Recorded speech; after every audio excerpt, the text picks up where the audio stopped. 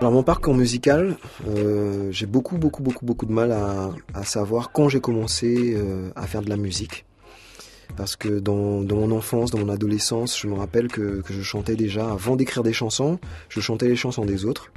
Donc à mettre une date où je pourrais dire ouais bah c'est là que j'ai commencé à m'intéresser à la musique, ça je sais pas faire. Par contre, je peux mettre une date là où j'ai commencé à écrire, à composer des chansons, à essayer d'écrire des chansons et là je fixe ça entre 89 et 90. Tout simplement parce que mon repère en fait c'était des groupes de rap, c'était NTM. Ils avaient un morceau dans lequel ils disaient 89, l'année du changement. Je crois que c'est Je Rappe ou Authentique. Je sais que c'est à ce moment-là que j'ai commencé, que je me suis dit que ce serait bien si j'essayais de. Je suis pas dit que je pouvais, j'arriverais, que je serais un grand compositeur, mais je me suis dit tiens je devrais essayer. Vu le nombre de temps que je passe à chanter les chansons des autres, ce serait cool que j'essaye de chanter les miennes.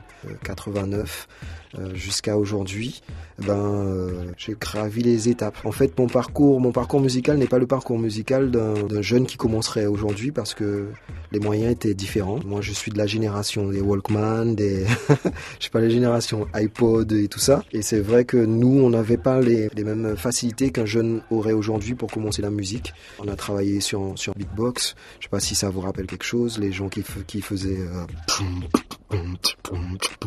on a travaillé comme ça, c'est comme ça c'était très freestyle, il y avait un côté traditionnel à ce qu'on faisait ça rend nostalgique parce que je vais pas dire que c'est des valeurs qui ont été perdues, mais c'est des choses c'est une période comme toute période qui avait 100 ans et puis qui maintenant est peut-être obsolète et puis on en parle avec nostalgie. L'idée de mon parcours musical aussi, c'est que j'ai pas eu de limite dès le départ, c'est-à-dire qu'avec Stone, comme on a commencé presque ensemble, on se limitait pas jusqu'au rap, on se disait pas tiens on va écrire que du rap, on écrivait vraiment en fonction des rythmes qu'on avait. Si on avait des rythmes de rebadub, on écrivait sur du rebadub.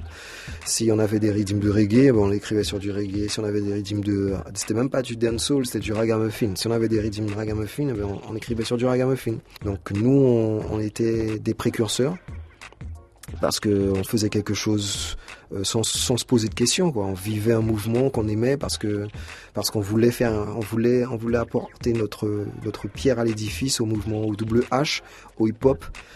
Et on voulait mettre ce hip-hop-là en Guyane, montrer à des jeunes Guyanais que le hip-hop pouvait vivre en Guyane. Et au lycée, là, les choses se sont accélérées. Parce qu'on a créé des collectifs. Tout premier collectif qu'on a créé avec mon cousin Stone s'appelait One Family. Il y avait Loman, il y avait Dill et Lova Queen, que je salue. Pas de possibilité de faire de production, on n'avait pas de possibilité de faire de CD ou de mixtape ou de street tape, mais on avait une motivation commune. Le mouvement One Family, ça a duré un temps. Ensuite, pour des raisons, chaque personne a pris des chemins différents. Stone et moi, on est restés. Et on a construit un autre collectif qui s'appelait L'Os de Fiche. Il existe encore des cassettes de L'Os de Fiche. Attention, je tiens à le signaler pour ceux qui seraient intéressés. Ils se rapprochent de moi, ils passent par TKM et je leur donnerai tout ça.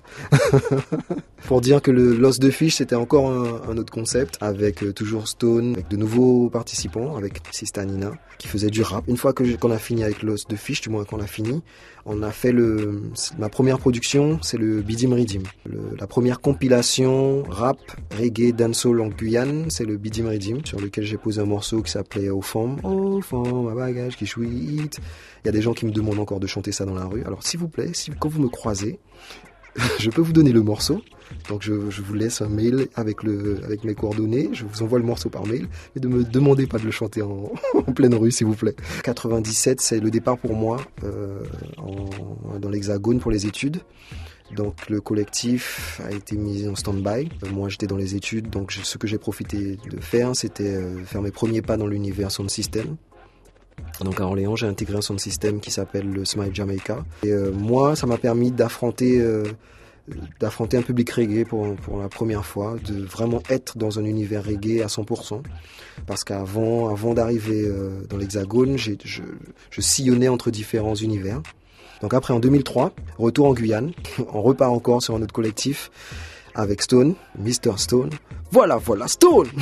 Donc là, on partait avec un collectif qui s'appelait Yana Cartel, avec Tina, le mercenaire, avec Nina, Warren Dead, Soyan et Sandra Ojagir. On a eu le temps de faire une production sur le Wekley, le Redim Selecta. J'étais avec le Yana Cartel, 4 ans après.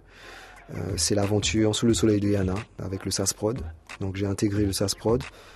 Aujourd'hui, je suis le secrétaire du SAS-Prod, je suis membre de l'association et artiste représentant du SAS-Prod. Aujourd'hui, en 2012, il est là, l'album. Ça, c'est mon bébé. Ça s'appelle Sous le soleil de Yana. Il y en a 3, il y a 3 gars. C'est bizarre.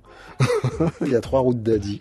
Cet album-là, j'y ai mis toute ma sueur, toute ma détermination, toute ma foi, tout ce que je croyais, je l'ai mis dedans. Donc si vous voulez savoir qui je suis moi, vous allez écouter ça.